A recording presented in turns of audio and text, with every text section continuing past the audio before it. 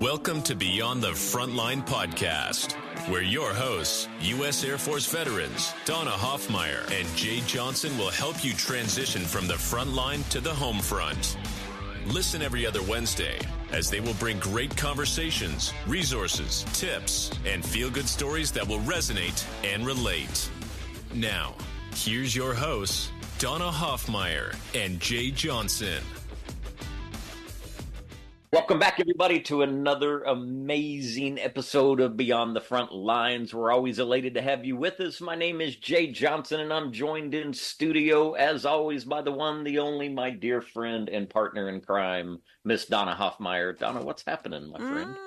Life. But I probably say the same thing every time, like chasing kids, trying to keep up. Like we just, we're in track and field now. We're out of basketball. We're out of football. We're out of powerlifting. We're on to track and field, both of them. So yeah. You got to think about which bag you're grabbing as you leave the garage, right? Every day. And it's the same. Like, I feel like I'm just like this Groundhog's Day. I'm like, do you have your bag? Do you have your lunch? Do you have this? Do you have that? Do I have this? Do I have my stuff? Yeah. It's the do I mornings. Well, kudos to you and Brian, though, right? Because you are engaged parents and you're taking it in. And I promise you later in life, your kiddos are going to reflect back of being able to see you in the room, right? They're going to remember all the times you took them, dropped them off if you weren't able to stay. But nonetheless, you're active in their lives. And I think that's going to pay huge dividends. I think the real kudos, we're doing it with minimal drinking. I think that's something to be... Yeah. You sure that's water that's in you? I said minimal drinking. I didn't say no. Oh, minimum. Got it. Yeah. Not at true school-sponsored events. I can attest. No. He's a good steward, I know. So. No. Yeah. Actually, Brady is at a track and field right now. He's got his first track and field, and Brian's up there now, and he's got the game face on, and so good luck to Brady. We're hoping he gets his 37 feet that he wants. So Well, I'll keep him lifted in good thoughts. What are you up to? Look, life's busy. Today is a heavy day of coaching. 4 clients shoved in today between meetings, recording this podcast, and I think I was in Las Vegas last week, facilitated an all-day retreat for their business affairs division, and no good deed goes unpunished. I think I did well enough that they want you back. Some residual work. So I'm not a big gambler, but Vegas is fun to people watch. So I'll go back anytime. I think I'm gonna quit my business and just be your secretary. Well, I don't need that, but you're always welcome to come on. I don't know. You're hopping. It's busy, yeah. I bet Sherry's over there nodding her head like, yes, he does. Yeah, she's working. She's working today. We're heading to Nashville again next week. And you just went and saw who? Well, we were in Nashville a week and a half ago, and she was working, and we went and took in some activities, and I flew from Vegas back to Houston last Friday, and Sherry met me there, and we went and saw the Eagles in concert. Right. Steely Dan open forum for any music lovers. And 2 nights ago, we were at a Styx concert for the rodeo. Styx has their voices and high energy. And what do we have? We've got Blake Shelton next Friday and Hart right around the corner from that. The music schedule is filled up, so... Yeah, I think you're now groupies, because I'm like, I heard these last year that you went to. So isn't it, if it's more than one, you're going towards groupie status. Yeah, I'm probably a groupie. That's true. Well, it's a lot of moving and changing and ever evolving, which kind of fits into what we're going to talk about today, right? It's perfect segue, yeah. We're getting excited. Good at that. I'm excited for our guest today because we just had a little bit of conversation before we stepped into the official podcast. And so when you say moving and changing, man, oh man. Well, she's on the move. And I'll tell you the backstory before we introduce her. So I sometimes get random emails, and sometimes they're, sometimes it's like spammy stuff. Like, I want to sell you something or other. And this one was like, hey, I saw your article in a magazine. And I'm like, huh. Which I thought was interesting because I just started writing for that magazine. So I was like, oh, people read it. Yay, me. You have at least one devoted follower. Small victories, right? And so anyway, so she's like, hey, I read your article. I'd love to talk to you. I said, sure. So we met, and then found out we had like all kinds of things in common. And honestly, we do keep in touch. And I was like, wow, you should come on our podcast because this fits in perfect. So let me introduce her since everybody's like, what are you talking about? Anna Larson is the young lady that I met, and she is a military spouse transition expert and entrepreneur. So she used to be director of operations and marketing at a Fortune 500 company. And in 2017, she's like, meh, let's go do something else. Sounds familiar, doesn't it? That sounds like us. Like, yeah, we're going to go do something else. And so she kind of followed her passion. I mean, wanted to focus on the military spouse community. And now she provides expert guidance, resources, and support for military spouses transitioning out of active duty, military life. I'm reading this, can you tell? And highlights opportunities for employment and entrepreneurship.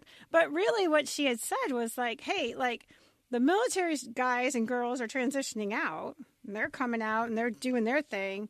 And then we're over here like, we're transitioning too, and we got to deal with their hot mess. So we need as some well as their own. Yeah, it's a transition for all of us, right? We use the word institutionalized. That's the word she used, and that's not. I mean, maybe in some cases it means like mental health institutionalized, but in the actual term and the definition, we are all kind of indoctrinated to a certain lifestyle. And we are used to that lifestyle. Hell, I kept forgetting to make dental appointments when I first got out. Why? Because the dentist told me when I had to go see them, you know? So, Anna, welcome. Thank you for having me on the show. I love the introduction. It was perfect. I suck at just reading it. I'm like, I'm impromptu. We spice it up a little bit.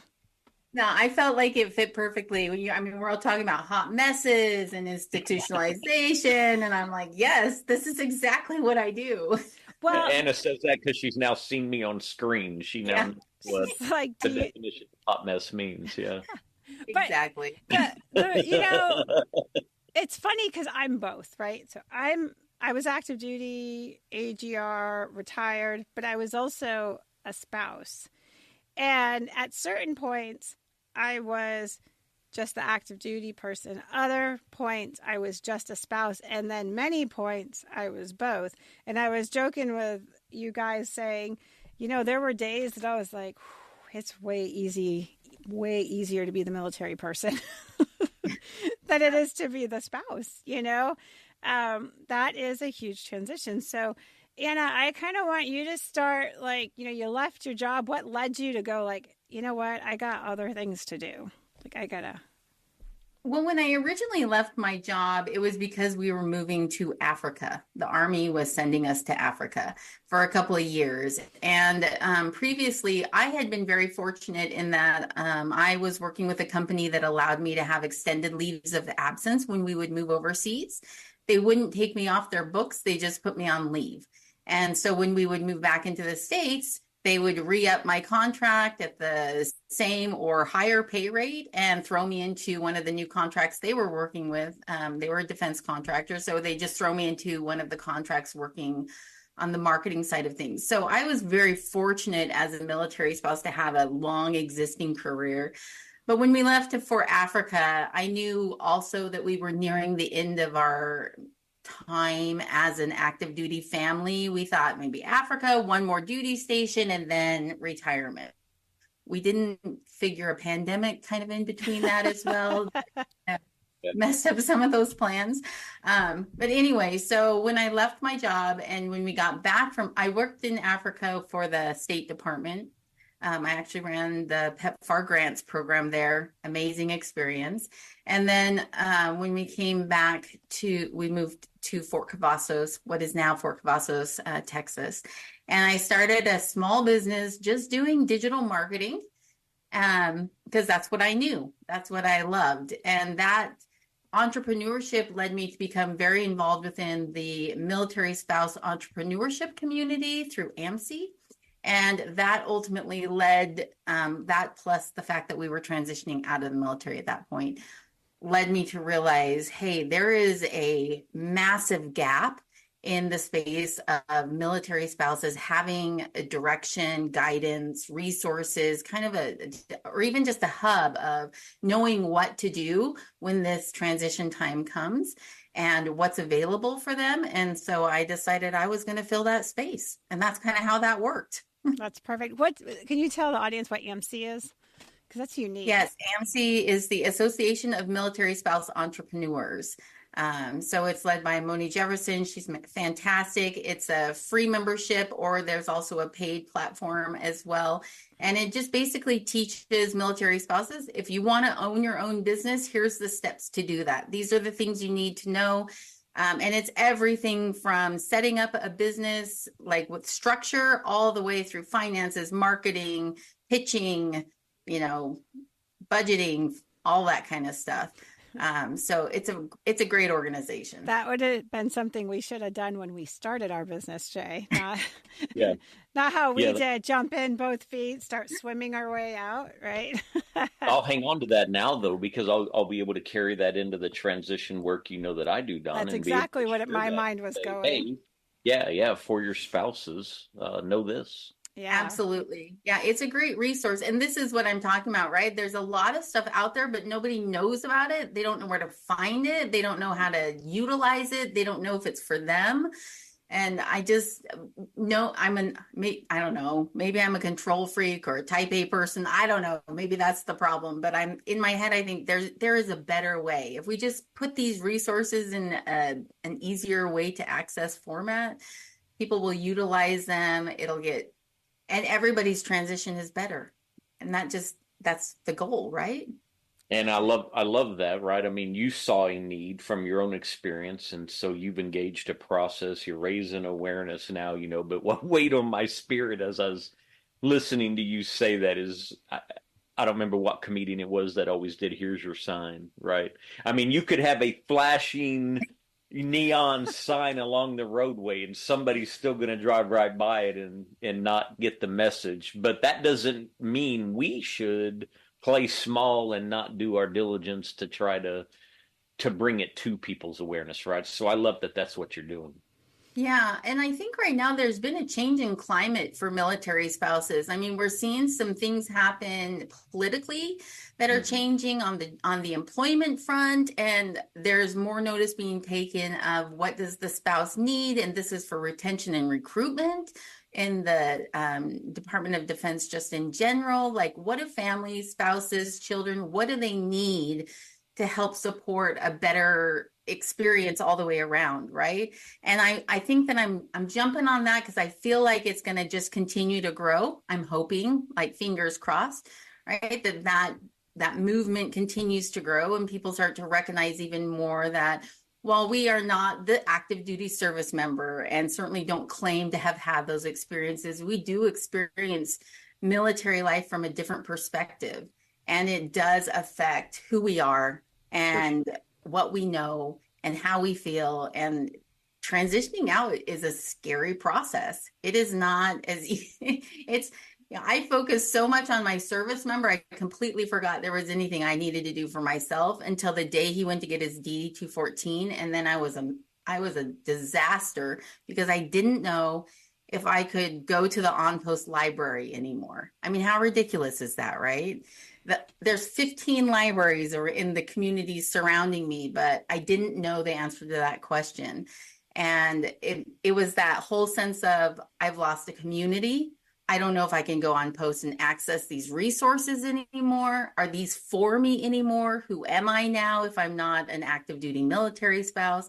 And all of that process right there, what I realized once I started talking about it is I was not just the one person experiencing this. Every military spouse that's transitioning that I have spoken with has those same feelings, fears, and kind of goes through that massive, I guess, transition crises, I guess is what we could call it.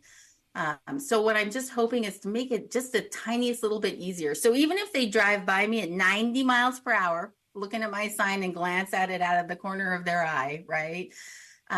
Even if they just see that it's there, I'm okay with that they know that there's something out there for them.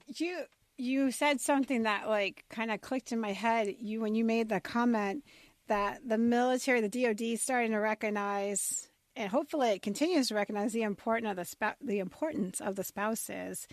And there is a saying, the spouses are the backbone of the military, right? Like if it's crap at home, we're not able to go do our jobs effectively. And I think right now, because with everything, life goes through ebbs and flows right now. And the military recruitment is on the ebb right now. We ain't flowing, right? And so I remember my husband was deployed. I was pregnant with our first child. And one day he called me and he said, "Thank you." And I was like, "For?" And apparently what was going on at the time, there were all these people that the spouses were calling and crying, and you've got to come home, and you got to come home, and this happened, that happened. None of them were Red Cross emergency. You know what I mean? Like your child is not doing well or something really bad like that. It was like, my mother is sick in the hospital and I don't know how to manage home and this. I can't do this without you. You have to come home. I'm not downplaying it. I'm just saying that people are getting sent home for this, right? Like, I can't do my job because my wife or my partner or whoever is falling apart. And it got so significant that when I actually went into preterm labor and I had our son 3 weeks early, my husband missed his birth because they couldn't let him go. And so I say it because it behooves the DoD to invest in these spouses and to give them resources. And as they're transitioning out, to help that like you're doing, because when it all goes to crap and everybody comes out, guess what people hear? And they're hearing this now, and it's kind of sad. You're hearing people say, "I wouldn't tell my child to go into the military. This is not the military that I knew." I mean, I've heard that many times. I know that's not 100%, but it's louder than it has been in the past. And so if you give people bad experiences and they have limited resources and they were struggling, I mean, the DoD is not doing themselves any good, right? So I hope that that continues and people like you that are stepping in, seeing this, going, "Hey, we can help you do this better." And in your experience, you said you had a really rough transition. So I'm kind of curious, like, what was the biggest challenges for you in your transition? Well, I think for me, I mentioned before, I like to be organized, right? I mean, this is how we were able to have a military life without a lot of drama in it. So, my spouse would deploy and we had a system in place. What do we do, right? And I knew what all the bank accounts, and I was the one in charge of all the bills, and I took care of all the household stuff because we knew at any point in time he was gone or at training or whatever. So when we transitioned, what happened, first of all, COVID-19 was a big factor in it. And it kind of turned into one of those where we were here at Fort Cavazos, and my spouse hadn't been able to go into work for months. He'd get up at 5:30 a.m. and call in and say, "Here I am." And they'd say, "Stay home today. We can't use you. There's no space for you. We don't want you at work." And so he grew out a beard and stopped putting on his boots in the morning. And we went from, "Here's our plan," to, "Hey, I think I'm done." And he was past 20 years. And I'm looking at him like, "Nope, that's not our plan. We have a whole nother duty station to go to. We are not retiring in Texas. That is not the plan." And anyway, so ultimately it was the plan. It was what was best for him. And it was what was best ultimately for his career, even because I think he'd lost that whole pandemic thing. He just kind of lost that desire to be getting up in the morning and putting his boots on at that point anymore. And with that switch, not only did I struggle to find any support and understanding what transition looked like, because I thought we had a whole nother duty station. So I didn't start 3 years out or even 2 years out. I started at the 1 year mark when he said, "I'm going to submit my retirement paperwork." And and TAP wasn't available. I mean, not for a spouse. I was told to watch some videos online. There was no space available for me. And part of that may have been the pandemic. And I think part of it is just talking to other spouses. Sometimes there's just not space available because that's when we're invited. So I didn't even understand the process of what it was going to take to get out of the military. And so often our role as the military spouse is to support what the service member is trying to do. And if we can't understand what that means, if we don't know what that is, and what I learned in transition is a lot of times that giant checklist that they get when they're getting ready to transition, it is a checklist and they're just trying to check it off. They're not actually learning or investing in a lot of the opportunities or information that's being provided to them. Some of it might be because they already know it or they feel like they already know it. Some of it is just like, it's 15 minutes before lunch and this finance class is going to run long. If I ask a question, I just want this over with, whatever that might be. But in that process, I think there's a lot of opportunity lost to really support that transition as a family and making it a better experience. So one of my first goals is like, for me was if I don't understand it, then I can't possibly know how to support my service member through it. And that was kind of that first step for me, was realizing I don't even know what this takes for the service member to go. And I'm not really invited to sit at the tables where I can learn what that looks like and find out the information for myself so I can help them through that process and remind him when things might be due or what's important. Not that he can't do it on his own. I mean, ultimately he did, right? And at some point on that day, when your DD 214 is done, you're done. It doesn't matter if your checklist is really finished or not. Goodbye. Yeah. They're sending you packing. It's a fire hose too. That's some of it. Like when I transitioned, it was during COVID, and I actually did do TAP in person, but that checklist, like you're just getting it done. And the finance part, now I don't know what it is now, but I know then you just listed out your bills, like your costs, right? And where you were at. And they just took a look at it. And unless they saw something grossly like, holy cow, they didn't say anything to me. They're just like, fill this out. And I'm like, okay. And there was no discussion about it. There was really nothing that made me stop and think. It was just this fire hose of information. Now, there was good stuff in there. I'm not going to knock it, but it's very hard. One, when you're a year out, it's very hard to try to conceptualize what you're going to need at that time. Because a year, even though we should be planning, it still feels like a long way away. You know what I mean? So yeah, I think it would have been better if it wasn't horrible. There was really good stuff in it, but I think it would have been better if there was a little more hard and fast tasks because we're military, right? Tell me what to do, I'll do it. So like at 12 months, these 3 things need to be done. At, 8 months, these 3 things need to be done. Like if it was a little more systematic, I guess. But you get this week of like, and then they're like, oh, and that checklist needs to be filled out, and they don't give you good direction. And then there's something that's connected. I don't know. I can tell you that the actual administrative part, you're so frustrated with it that you're just like, whatever, just how do I fill this out? How do I sign it? I don't even know what I signed. I mean, I probably signed my children away. I have no idea.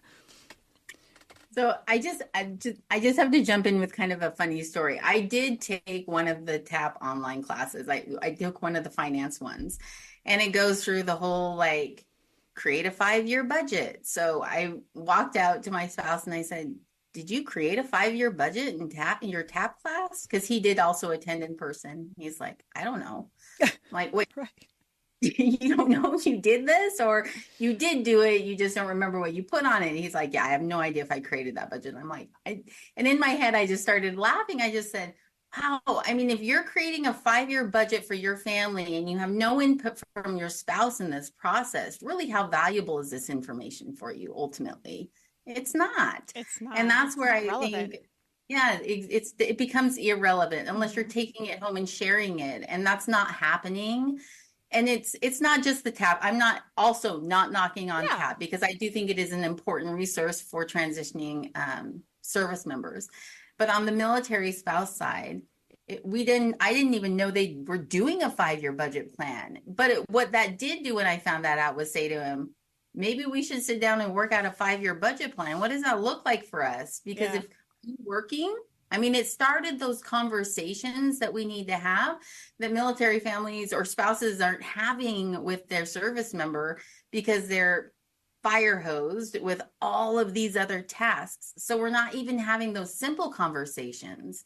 It's like at the end of the day, okay, where do we want to live? And are you getting a job? And those are the two main things. And that's all we're focused on. And then you have a down over a library card. And in the meantime, right. And in the meantime, work is not stopping. Like it's literally going. Actually, there's somebody I'm working with right now in part of my business, which is writing. And I giggled because he said to me, I'm going to have the first go done by October. And this was like, I don't know, like 6 months ago, maybe 4 months ago. And I was like, that's aggressive. Because like, no, like I'm into this writing. And I'm like, okay. I said, well, just remember, you're like also in the throes of retiring. And as somebody that's done that, I'm just giving you a heads up. But I'm not against having a goal. I said, I'll check in with you when we get to October, just because I knew what was going to happen. And so I did. And his sentence was, you were right. because I didn't know it was that intense. Oh, and my work decided to go on fire. Like it was like all these alarms were going off, and he was a commander. And of course, all the bells and whistles were going off. This is happening. That's happening. Oh, and we decided to build a house where we're going to be moving and, right? And so I was like, yeah. I said, I didn't want to put out your flame, no pun intended, but I said, there's a lot more going on. You realize, and then the closer you get, when you start hitting 8 months, 6 months, it gets realer, and then you're planning more, and then you're like, holy cow, so there's a lot going on, but we don't necessarily feel it until we start getting squeezed closer to it, Jay doesn't remember because he's really old, and he doesn't even remember. I think they just opened the door and pushed him out and said, have a good day, right? Yeah. So it's been 14 years roughly since I retired. But Anna, I can appreciate all that you're saying, right? I agree with it. And for our listeners, maybe you don't know, right? This thing called TAP, Transition Assistance Program, is a congressionally mandated program. Every man and woman who serves in the United States military, regardless of service, regardless of time spent, whether it's a year or 30-plus year career, they mandate they must go through TAP. And TAP is a iterative process. There's a finance component, there's a medical component to it. And then in between there, they kind of loosely talk about some skills you need to have in order to be successful for whatever's next, resume writing, interview skills, etc. So, Anna, I lead an executive transition assistance program for the local Air Force Command here in the San Antonio area.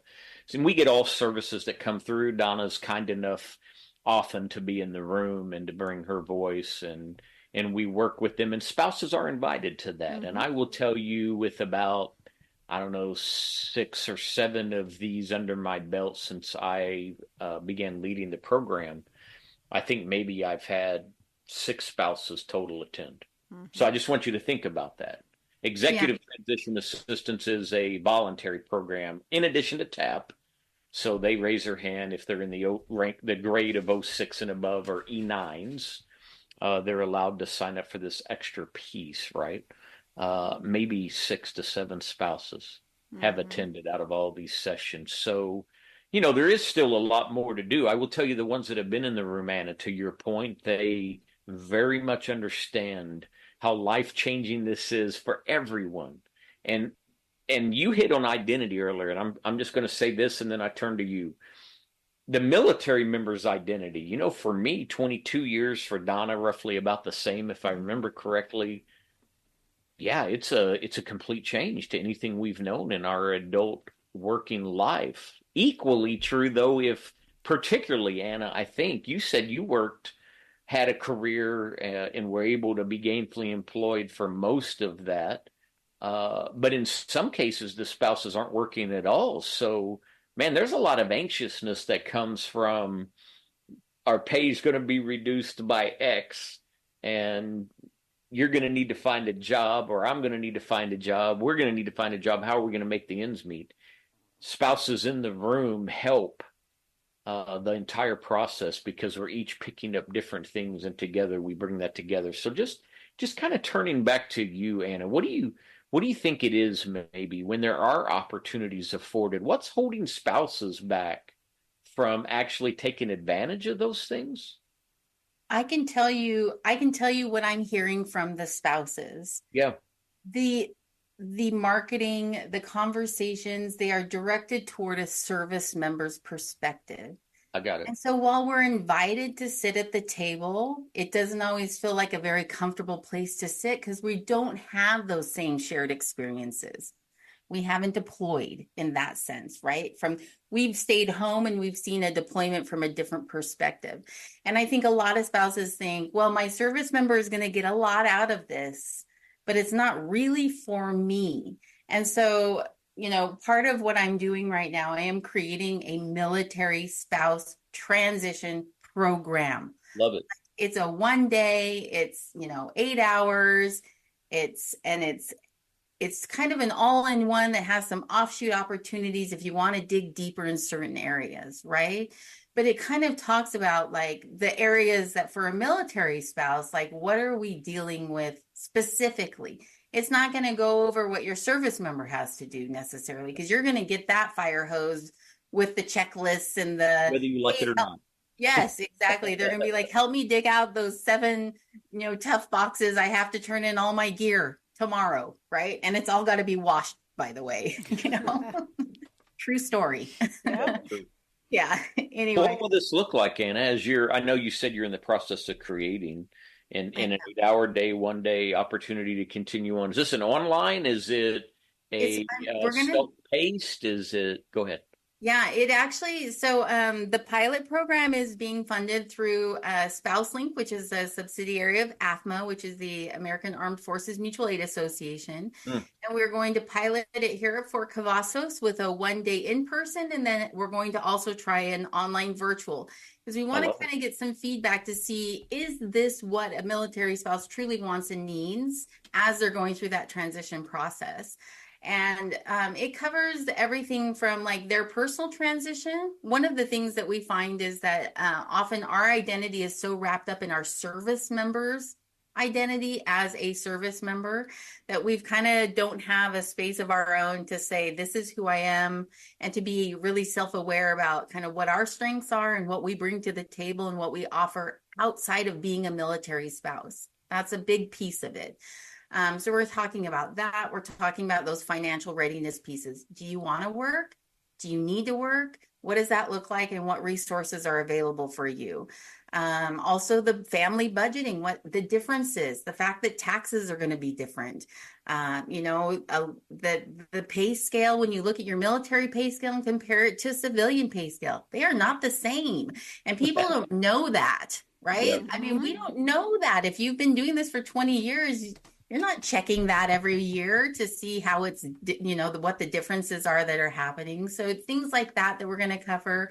And then also just family and relationships. Transition is a time of extreme stress. And I see a lot of relationships breaking apart and falling apart because now all of a sudden you have two people that are used to living a certain lifestyle. And now for whatever reason, maybe the service member chooses not to work and they're home all the time. Also true story. That piece, Anna, that piece right there, I was about to say, if the military member is in a career field that is gone a lot and now all of a sudden they're in the living room every day, right? It's like, I don't have my private space anymore. Yeah. Yeah, it's like, hey, you need to find something else to do. We would hear that in ETAP. They're like, so are you getting a job? Or even some of the people that come speak, they're like, well, I wasn't going to, But then my wife said I was going to. Yeah, this is exactly what we've heard. That's true. And we're oh, gotcha. Part of that, if you think about it from the spouse perspective again, though, like we're terrified our service member is going to lose that sense of purpose. Yep. I mean, if they're home all the time doing nothing, are they depressed?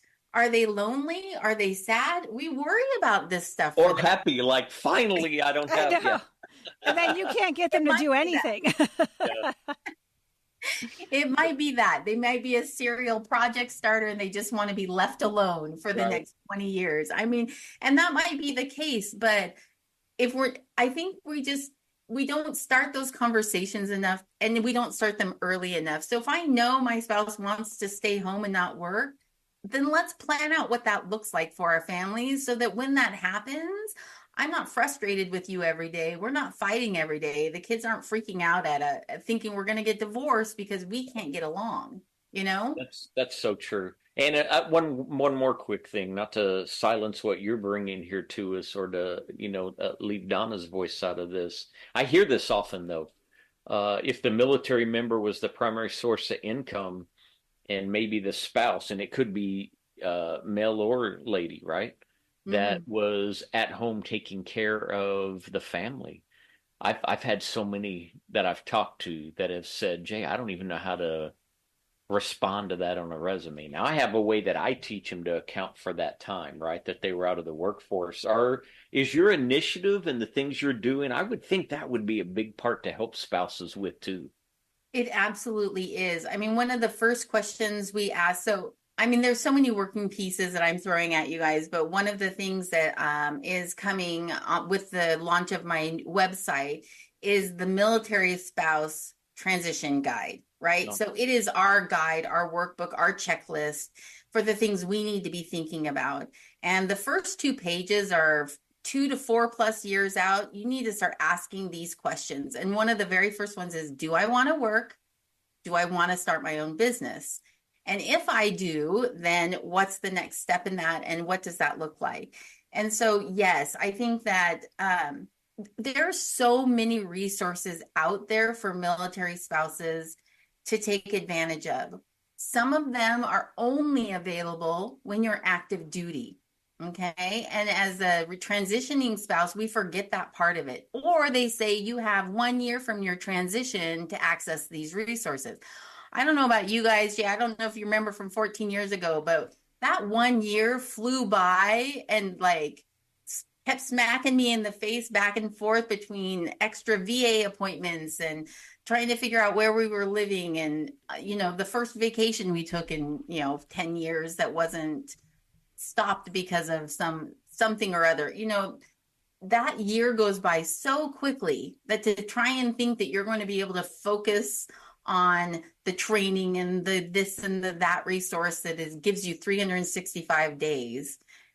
It's not reasonable. It's not reality driven. And so, yes, I am searching out resources and trying to identify when can you utilize these things? One of them, MilSpouse Jobs.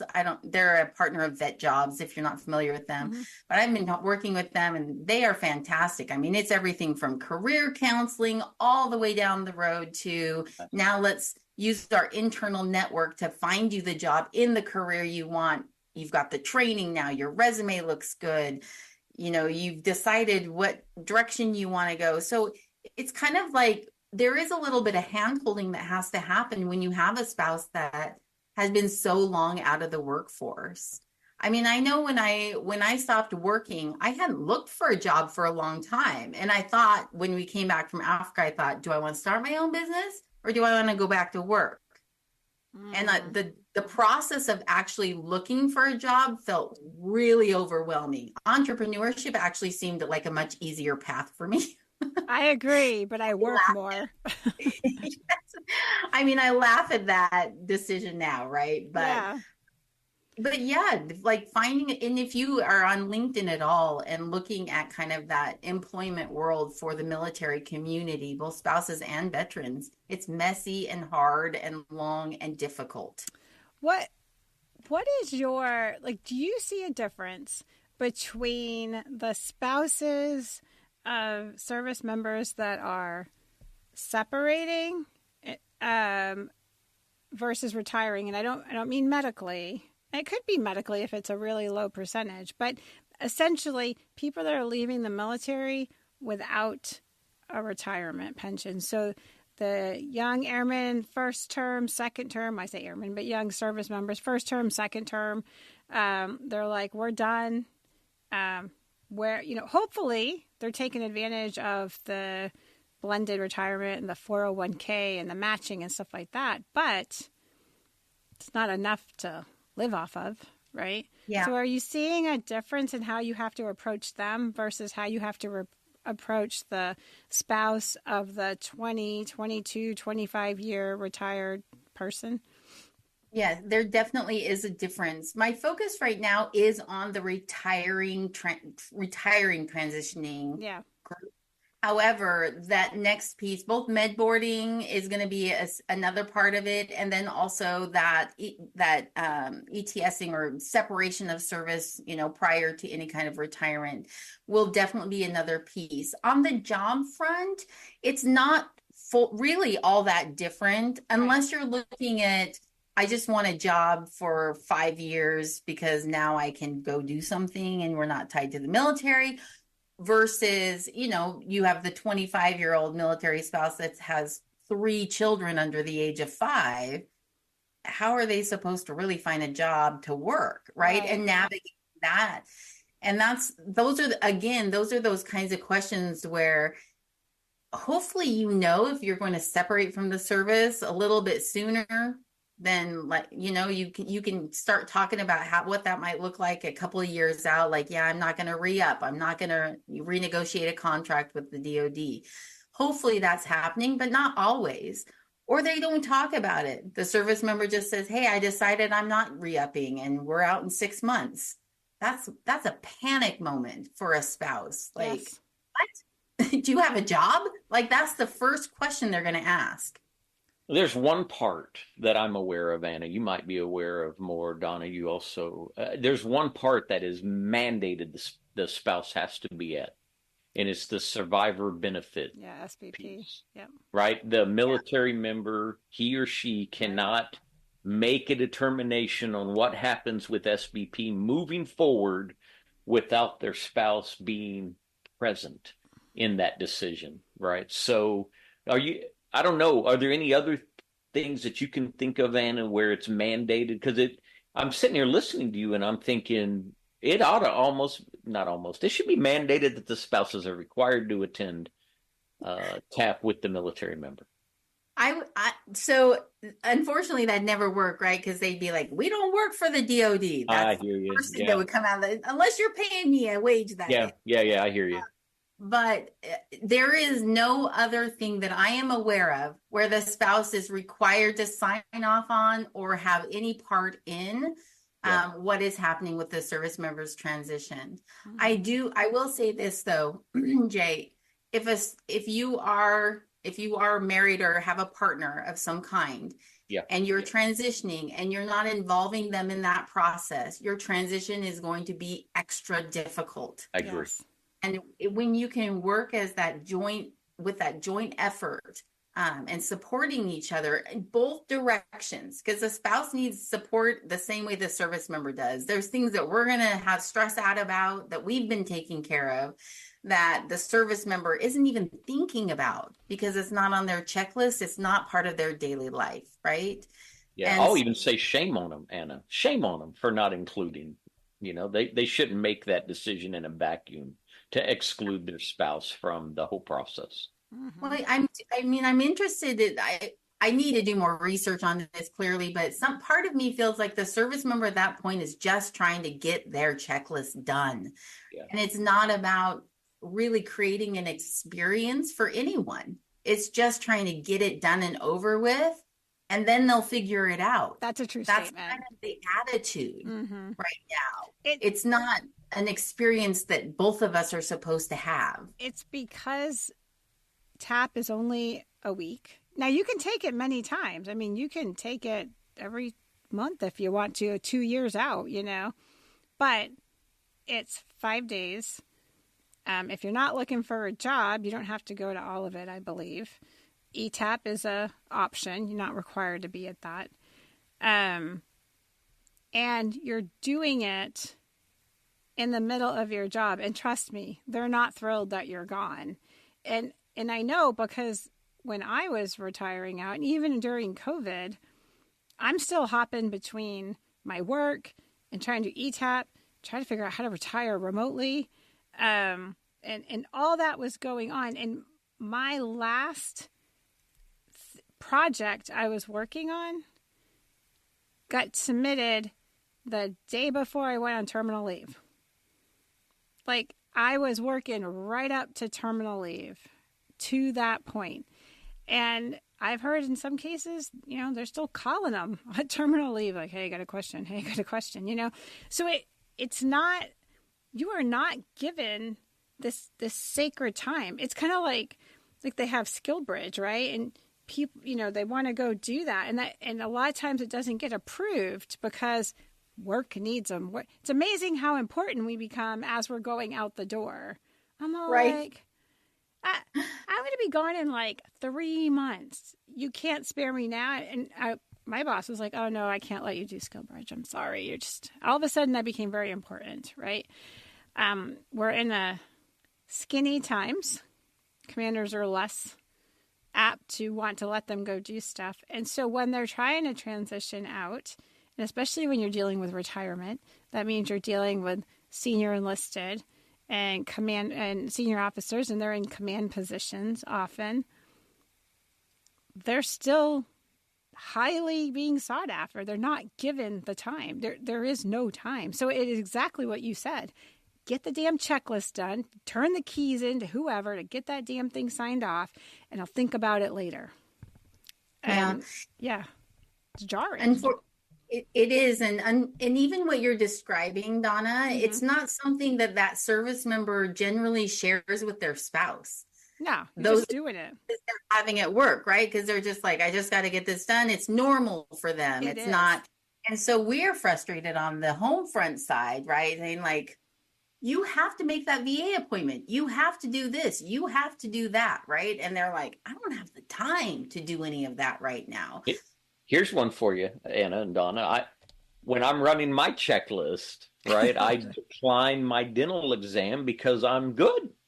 I just had an exam maybe 4 months earlier. I'm feeling good, so I decline it. No idea that by declining my final dental exam, it would preclude me from receiving any kind of dental care from the government after I retired. True story. True story. You want to talk about a family impact? Because now I've got to go out and find dental insurance. Wait, but I thought, nope, because I declined my last exam and no one told me, right? Because I'm just rushing and things done. Oh. But we don't get dental anyway unless you are, like, the VA doesn't cover you unless you're 100%. So, I mean, like, you have to go find it. And it'll hold you up more. Things like that, right? As a spouse, I'm like, I gotta go find dental. That was super fun to navigate, like eyes and dental. And they gave like all these plans and we're comparing, and that alone was stressful. I'm like, holy crap. Yeah, I can imagine that after the fact experience of learning that information now that you're transitioned was probably really frustrating, and what it does is it diminishes that feeling of elation of, hey, I've served this amazing career and I'm appreciated and they've thanked me for my service. Oh, but we tricked you. You're not getting dental care. Yeah, somebody could have said something, right? They didn't. I'm not laying it at anyone else's feet. Ultimately, it was my doing. But Anna, that's why I just want to express appreciation to you and anyone that you have working with you, right? Because again, you saw a need. You're now moving to fill that need. You're already assisting. You're filling the gap. I do think that dotting I's, crossing T's, right? For those listening, for those of us that are here talking right now on this episode, we serve our country. There's some things promised in the beginning. I jokingly kind of say this today. Oh, free medical for life. oh, they must not have expected me to live past 40. Right? I'm not going to compare it to, what people are paying in civilian life who have never served, because I know the costs are much higher. But yeah, and I just want to say thank you, because I love that there's this initiative that you and others are pulling together to be able to recognize our spouses also deserve to have resources available to help them in whatever is coming next. And I'll go one step further, and I bet you're thinking about this. If not, I'm gonna give you this and say maybe start spinning on this one. Now they've got voluntary recall to active duty, right? Fine. So somebody hit me up the other day, Jay, you thinking about it? And I said, man, Nope. I'm a patriot, always will be a patriot. I'll never say never, but I don't see that happening. Definitely not rushing to the front. But what nuances inside of that, Anna, if somebody who served now makes a decision to go back, and again, now the spouse is thrown back into this world again, right? Yes, yeah. I'm sure that there would be a lot of conflict In the home. in the home for whether or not that decision was going to be a thumbs up or a thumbs down, Yeah, Oh, sure. yeah. I just keep sending Donna's name, man. I keep saying I've got someone for you. It's not mine. It's Brian's. Like like his AFSC is hot commodity. Oh, And I'm yeah. all like, don't even think of it. Yeah. No. Anna, what else can you share? Like, how can people who are listening to this episode support you in your mission? Well, so the first thing that we can do is if you visit my website, it is hopefully going to be up by March 1st. I don't know when this is going to air out, right? But it is diligently being worked on. But join my newsletter. And that there is an option if you go to milspousetransition.com. And there's an option to just jump on the newsletter right there. And what that does is it's just going to tell you the things that are coming out. And then this really is about sharing the word, passing the information along, starting the conversations. I have a space in that area, that milspouse transition zone. I'm active duty, thinking about getting out. I'm in the middle of transition and I am all over the place, a mess. I'm after transition and I'm still a mess, or I don't have this down quite yet. And then I have a spot for I am supporting people who are going through transition, right? And That's really good. There's that space where everybody kind of falls under. We want service members and their families to have a successful transition out of active duty life. We want that to happen. It's good for everyone.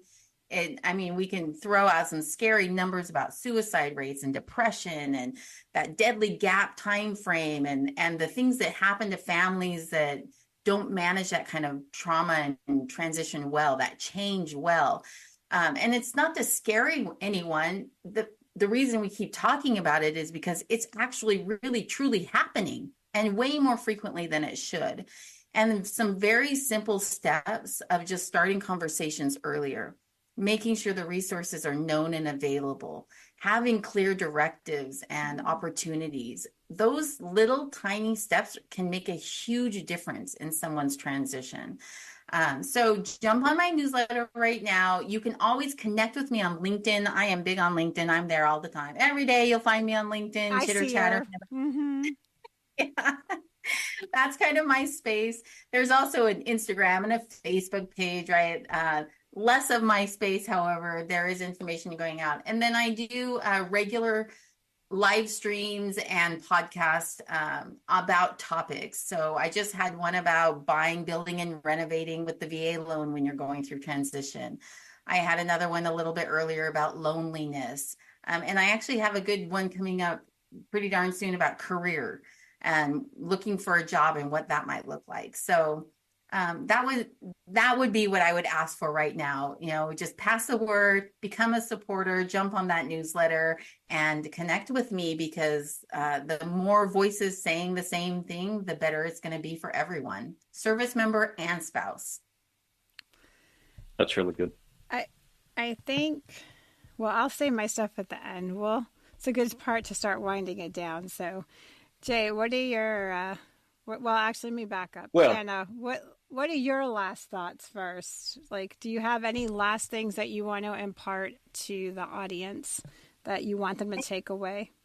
Yeah, I think I just would like to say if you're a service member or if whether you're transitioned or not, if you're a service member and you think your spouse might benefit from something like this, have them reach out to me directly. If you're a military spouse that's struggling, reach out to me. Mm-hmm. I promise you, you are not alone. We all feel that certain way at some point. And so I just want you to know you're not unique in that sense. Like don't feel alone like you're the only person going through that kind of thing because you're the only one talking about it. Yeah. Yeah. Anna, I look forward to staying in touch. Honestly, I'm going to tell you, I'll be a champion for you. These future ETAPs, as long as they'll have me, I'm going to make sure I put your information in front of the group, whether their spouse is in the room or not. I'm going to encourage them to take that information back to their spouses, to get linked up with you. I think that is critically important. So know that I'll be an advocate. I know Donna already is and will continue to be also. We hope you stay in touch. You let us know how things are going. I'll get out there and connect with you on LinkedIn and make sure that I'm staying abreast of things you're doing to again share with others in my life. But again, just know you're appreciated. And to the veterans that are out there, maybe you're still serving right now. Again, maybe I love that, Anna, you said there are these, declarations I guess they can make. I'm, getting close to making that, or I'm in the middle of, or I just want to be supportive of somebody who is in a transitional state. I pulled up a quote. It's from John F. Kennedy. He said, "Change is the law of life. And those who look only to the past or present are certain to miss the future." There's no time like now to start preparing for a future that may still be years out, but connecting with people like Anna, who very much want to see you succeed in the next stage of the journey, whenever that comes for you. Now's the time. So I hope people do connect with your newsletter and look for that website, Anna. But thanks for taking time with us. Thank you for having me. I appreciate you letting me just share my message to one more space. I appreciate it. Absolutely. Yeah. I think you started to allude to where my mind was going, which is, on the veteran side, we're always talking about building community, right? And you're right. Their story, albeit it is their story, they will find as they connect with people, it's not unique. Doesn't mean they themselves are not unique. The story is not unique because we're all going through it at some point, and we're all struggling somewhere. It's never perfect. And, I always have my theory is that we all have to crash and burn a little bit so we can all kind of rise like the phoenix, right? If we don't do that, we can't shed that to go on to other things. So that transition is very important to actually kind of go through and embrace, but we don't have to do it alone. Not when we have resources like you have out there for everybody, and the community is there to actually help them rise like the phoenix, So I greatly appreciate it. I'm glad you reached out and we all got in touch. I think this is awesome. I know that actually we will see Anna more because, we're plugging the Coming Home Well radio stream, and we nabbed her. And so she's putting some of her podcasts, and you'll see them on the radio stream. That's awesome. That's fantastic. Yeah, welcome to the family. Yep, she's joining our cult.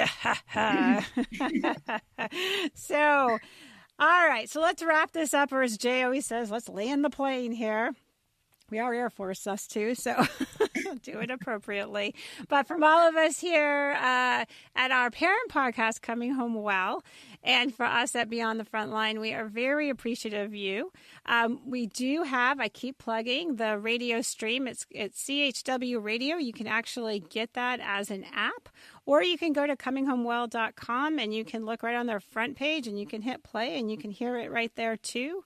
We want you guys to share, communicate with us. Tell us what you like. Tell us what you don't. We really want to know. So from all of us here to all of you guys, we hope you have an awesome week. Bye for now, everybody. Thanks for listening to Beyond the Frontline, a podcast of coming home well. Join us every other Wednesday. And if you enjoyed this episode, please share it with others, post about it on social media, or leave a rating and review.